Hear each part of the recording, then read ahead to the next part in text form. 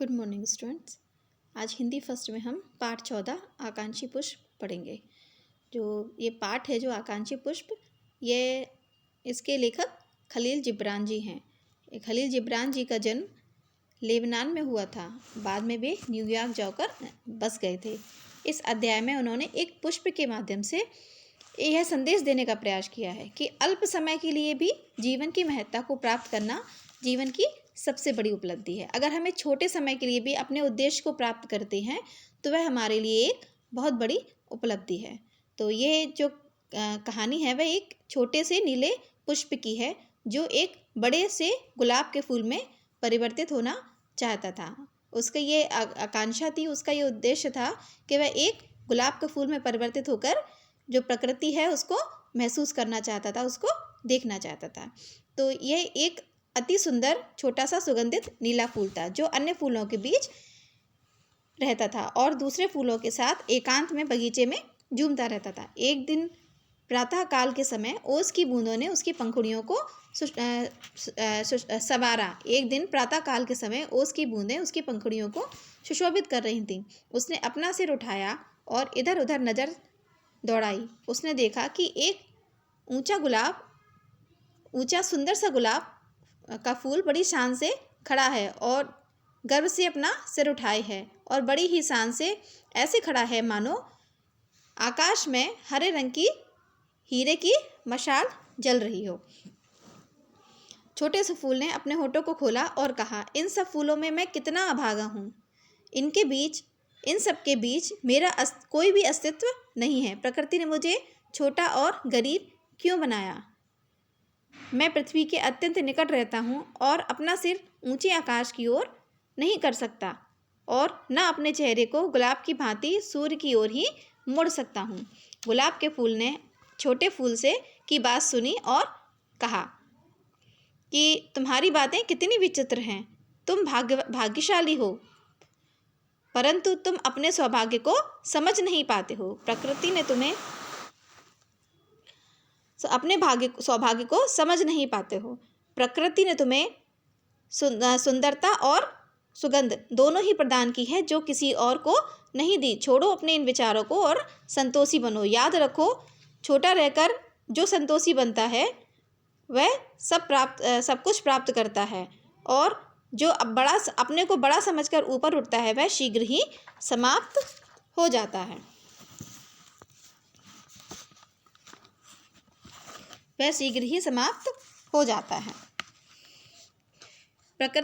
प्रकृति ने नीले फूलों की और गुलाब के फूल की बात सुनी और ये सब बात सुनकर वह प्रकट हुई और बोली। पृथ्वी जो है वो प्रकट होकर बोली कि मेरे भाई छोटे फूल, तुम्हें क्या हुआ। तुम तो अपने विचारों और कार्यों में सदा ही नम्र और मधुर रहे हो।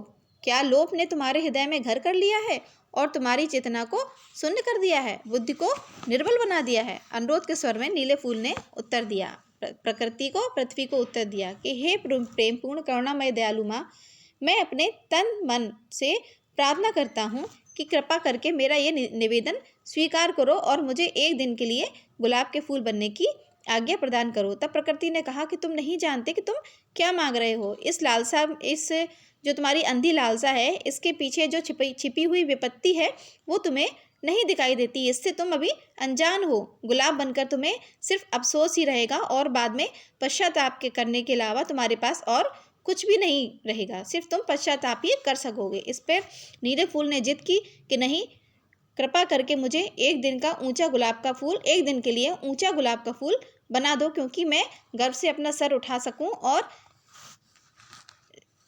मैं इस जो वातावरण है उसको समझ सकूं। यह मेरे भाग्य का दोष नहीं है, अपितु यह मेरा ही कार्य होगा। अगर इससे कुछ गलत होता है तो वह मेरा ही दोष होगा। यह कहते हुए प्रकृति ने आज्ञा दी उसे गुलाब का फूल बनने की। प्रकृति ने अपनी रहस्यपूर्ण जादू की उंगलियों को निकालकर फैलाया और नीले फूल की जड़ों को छू दिया और तुरंत ही वह एक जो नीला फूल था वह गुलाब के फूल के रूप में परिवर्तित हो गया और बगीचे में सभी पुष्पों से ऊपर उठ गया।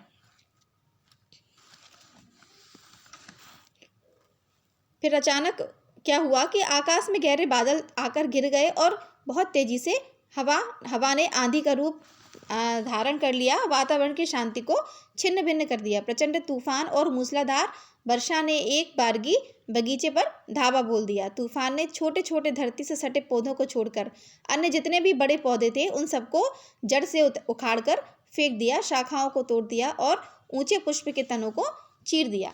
उस एकांत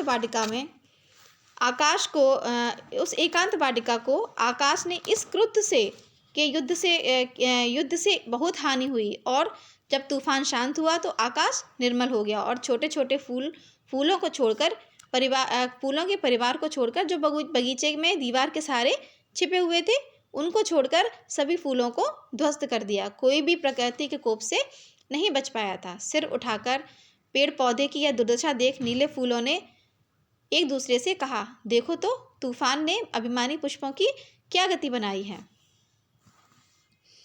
देखो तो तूफान ने इन अभिमानी पुष्पों की क्या गति बनाई है। इसी समय नीले पुष्पों की रानी ने अपने बगल में परिवर्तित हुए उस नीले फूल को देखा जो कि गुलाब के फूल में परिवर्तित हुआ था। उसको छिन्न भिन्न अवस्था में देखा और कहा, देखो मेरे बच्चों, लालच ने उस नीले फूल की क्या दुर्गति बना दी जो केवल 1 घंटे के लिए ही अभिमानी फूल बन सका था। इस दृश्य को अपने सौभाग्य के लिए हमेशा याद रखना, आगे के लिए हमेशा स्मरण रखना। यह सुनकर तब वह जो मृतप्राय गुलाब का फूल था वो हिला और अपनी बची कुची शक्ति को बटोरकर शांत भाव से बोला, तुम सब आत्मसंतुष्ट और निरहंकारी मूर्ख हो। मुझे कभी तूफान का भय नहीं लगा। कल तक मैं भी संतोषी था और अपने जीवन से संतुष्ट था, परंतु वह आत्मसंतोष ही मेरे अस्तित्व और जीवन की उन्नति के बीच दीवार बना हुआ था। अगर मैं संतोष ही करता रहता तो मैं कभी भी अपने जीवन में उन्नत नहीं कर पाता। वही मुझे दुर्बल, आलसी, शांत तथा मस्तिष्क को धैर्यवान बनाए हुए था। भय से पृथ्वी पर चिपटे रहकर मैं भी जीवन ऐसे ही व्यतीत कर सकता था जैसे कि तुम सब अब अभी बिता रहे हो। मैं भी शीत की प्रतीक्षा कर सकता था और मुझे बर्फ के कफन में ढक दे और मृत्यु को सौंप दे, जैसा कि सभी छोटे पुष्पों के साथ होता है। किंतु अब मैं प्रसन्न हूँ क्योंकि मैंने अपने हीन संसार के बाहर विश्व के रहस्यों को पहचान लिया है। यह एक ऐसा कार्य है जो तुमने कभी नहीं किया। मैं लोभ की उपेक्षा कर सकता था जिसकी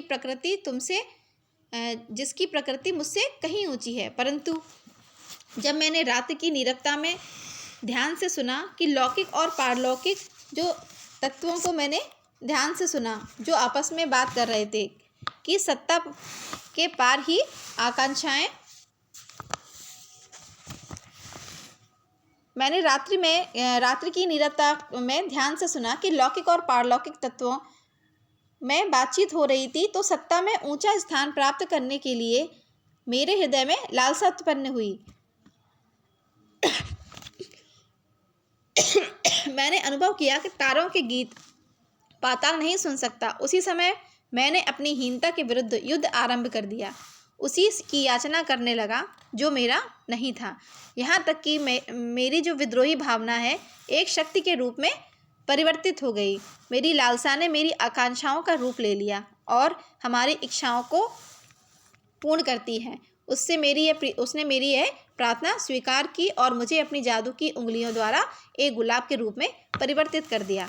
यह कहकर गुलाब खामोश हो गया और फिर अभिमान और सफलता मिश्रित क्षीण स्वर में बोला, मैं कुछ देर के लिए ही सही पर एक शानदार गुलाब के फूल की तरह रहा हूँ। कुछ देर के लिए ही सही मेरी सत्ता एक सम्राट के समान ही रही है। मैंने विश्व को गुलाब की नज़रों से देखा। मैंने नवमंडल की कानाफूसी गुलाब के कानों से सुनी है और प्रकाश की तहों को गुलाब की पंखुड़ियों से छुआ है। क्या कोई है जिसने ऐसा सम्मान प्राप्त किया हो? यह कहकर उसने अपना सिर झुका लिया और दम तोड़ती हुई आवाज़ में हाँफते हाँफते बोला, मैं अब चैन से मर सकता हूँ क्योंकि मैंने अपने उद्देश्य की प्राप्ति कर ली है। मैंने अपने ज्ञान को अपनी जन्म जन्म की संकीर्णता के बाहर विश्व में विस्तृत कर दिया है। मैंने अपने ज्ञान को बढ़ाकर ही मैं इस संसार से जा रहा हूँ। जो मैं करना चाहता था वो कर कर ही मैं इस संसार से जा रहा हूँ। यही जीवन के अस्तित्व का रहस्य है। तब गुलाब फड़फड़ाने लगा और धीरे धीरे उसकी पंखुड़ियाँ सिमटने लगी और होठों पर एक स्वर्गिक मुस्कान के साथ उसने जीवन की अंतिम सांस ली। तो इस प्रकार कवि ने कहा है कि हमें थोड़ी देर के लिए ही सही, लेकिन अगर हम अपनी आकांक्षाओं को पूरा करते हैं तो यह हमारे जीवन के लिए एक बहुत बड़ी उपलब्धि है। तो इस प्रकार ये आपका पार्ट जो है आकांक्षी पुष्प 14, ये पार्ट 14 ये पूरा हुआ और आप इसके क्वेश्चन आंसर्स और एक्सरसाइज आप नोट में करेंगे और ये चैप्टर एक बार और आप रीड करेंगे। Okay, good day students.